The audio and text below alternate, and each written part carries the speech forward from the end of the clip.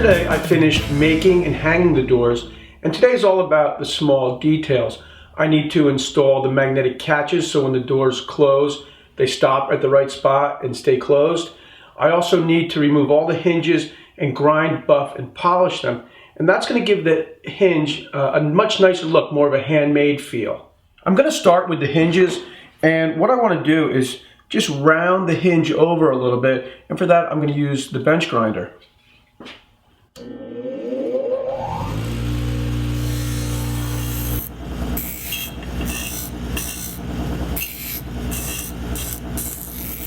I've just finished rounding over this hinge here, the one in the center. You can see it's rounded over a little bit at the edge.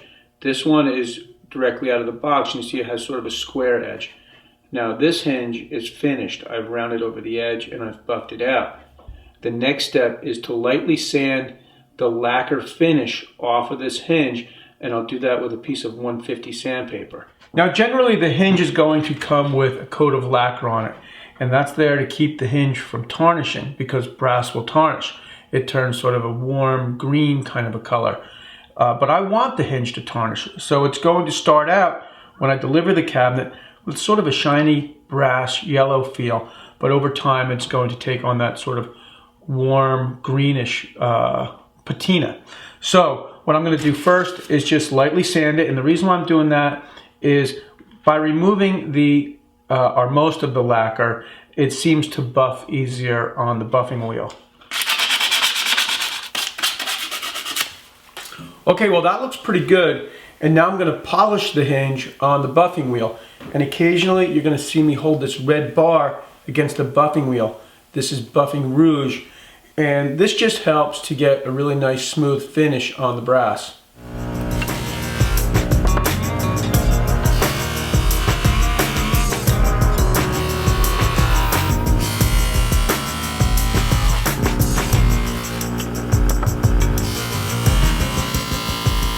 I finished buffing one of the hinges, and I hung this door that has already been primed. Let's bring the camera in and take a look at the difference between the hinge that's been buffed and the one that hasn't. Here's a hinge that hasn't been buffed or shaped. It has a very mechanical kind of a look to it. And here's the same hinge after it's been shaped and polished. Now I need to install the magnetic catches, and they'll also act like a door stop, so the door will stop and then stay shut. So the first step is to cut a block of wood, because I need a piece of wood to attach the catches to. So instead of just a square block of wood, I'll shape it a little bit so it looks a little bit nicer. I'm using a piece of poplar that measures 2 by 8 inches, and I'm going to mount this to the inside of the cabinet, and that's what I'll mount the magnetic catches to. But I don't want to just mount a square block of wood on the inside of the cabinet because it just looks sloppy. So what I've done is I've measured 1/4 inch in, and from this 1/4 inch mark I'll cut on a 45-degree angle.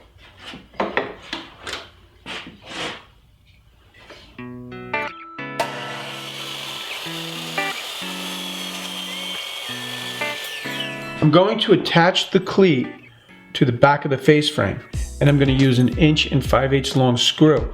And I want to be careful that I don't accidentally send the screw through the front of the face frame. So I'm going to measure 1 1/8 up on the cleat, and this is where I'm going to drill my hole, or pre-drill my hole, and that way I'll only be catching the face frame with 1/2 inch of the screw.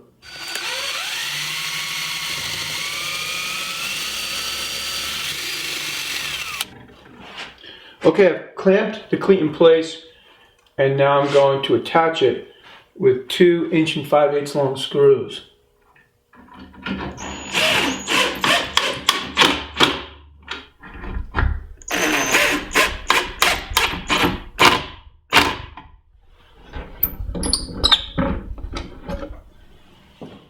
Now I'm ready to install the magnetic catches, and the first thing I like to do is install the strike plate. And notice I'm keeping the strike plate about 1/2 inch off the edge of the door.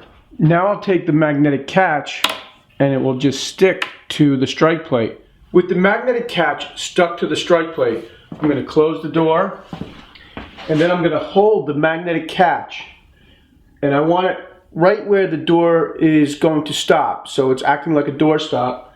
I'm going to hold it tight and then open the door. Now I want to continue to hold the catch in place and then mark with an awl where I will attach it with 2 screws.